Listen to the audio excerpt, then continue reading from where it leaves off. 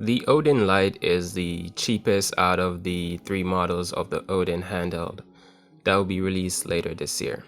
The Odin Lite will be launching in December, and I want to go over the Odin Lite in this video and give you guys some information on this handheld and the potential that may be unlocked here.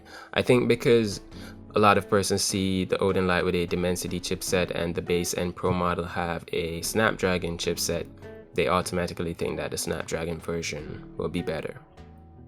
But I want to show you like what's been going on in like the smartphone world with Dimensity chipsets. The Dimensity 900 is a very powerful chipset, as I've stated before, and if you've seen how Dimensity chipset have been performing over the past year, they've been doing very good, and we're expected to see a lot of great performance out of the Dimensity 900, which will be powering the Odin Lite. Now, the fact that it's coming with the Dimensity 900 means that it will be coming with a lot of additional features, such as Wi-Fi 6. It also will be coming with 5G support, which has been confirmed by AYN.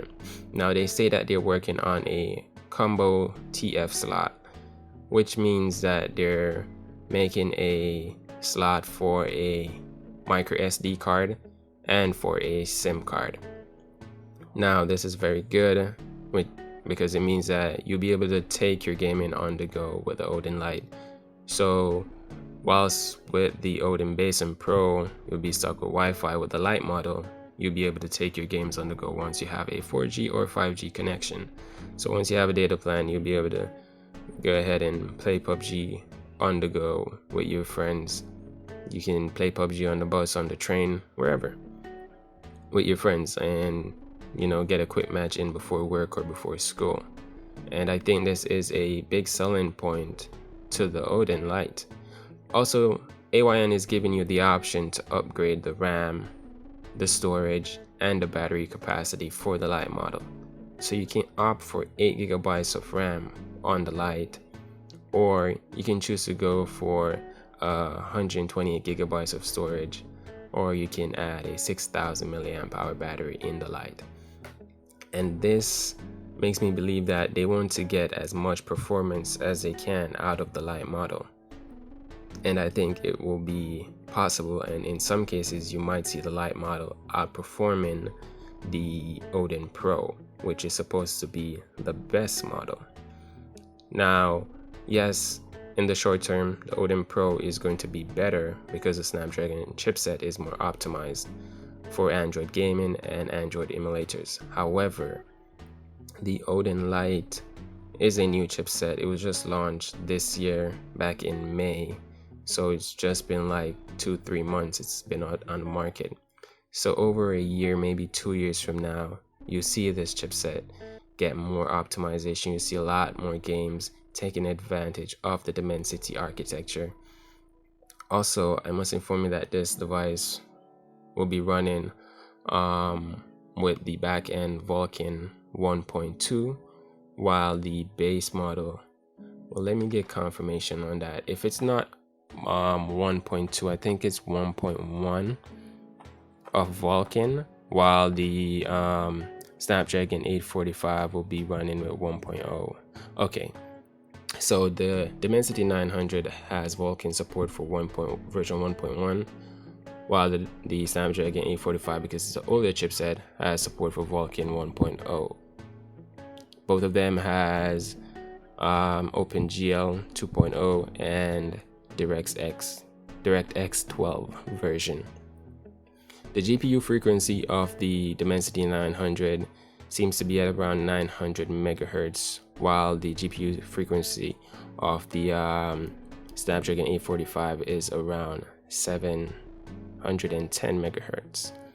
The Dimensity 900 has 4 execution units versus 2 on the Snapdragon 845. And also, the Dimensity 900 is working on a smaller die manufacturing process, 6 nanometers versus 10 nanometers on the Snapdragon 845. Now, it may seem like I'm just throwing out a bunch of random numbers in favor of the Dimensity 900, but I just want to inform you guys to let you know that if you're looking for top performance, the Snapdragon 845 and the Pro model is not your only option. You can go with the Lite model, add the additional storage, the additional RAM, and the additional battery capacity, and you will be getting the same performance as the Snapdragon 845, and in some cases, you'll be getting a lot better performance. Now, one place that the Dimensity 900 really shines is battery life.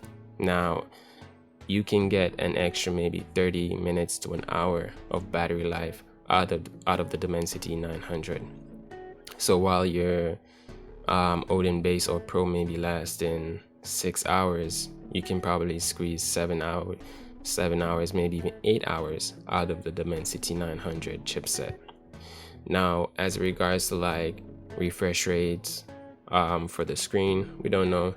I'm guessing that it's just going to be 60 FPS across the board. I was hoping for a 90 FPS screen refresh rate on one of these models, but it seems like we won't be getting that. However, it has been confirmed that we'll be getting a 1080p screen on all models. So I just wanted to throw this information out there and let you know that the Odin Lite is a pretty compelling device, and especially with that SIM slot where it can add a SIM card for mobile gaming on the go for data, that is pretty compelling. So you'll be able to always be connected to the internet and always play online with your friends. So games like PUBG, League of Legends, Among Us, you know, those games that you play with your friends or your community, yes, you always be able to play those even when you don't have Wi-Fi available. Now, that's pretty much going to do it for the video right here. I'm just going to wrap it up here. I just wanted to inform you guys of this information about the Odin Lite, and for the price, for $175, I think it's starting at $175. I think it's a steal. If you can pick one up, go ahead and get one. I'll be leaving a link in the description of which you can use to make your purchases of any one of the Odin devices that you want, and that way you can contribute to the channel and help us to get our Odin for review when it launches. There's a lot more features and news that I'm going to cover within the next coming weeks, so stay tuned to the channel. Give the channel a sub, like the video if you like it, and go ahead and share it with a friend who likes tech. Until then, I'll see you in the next one. Peace.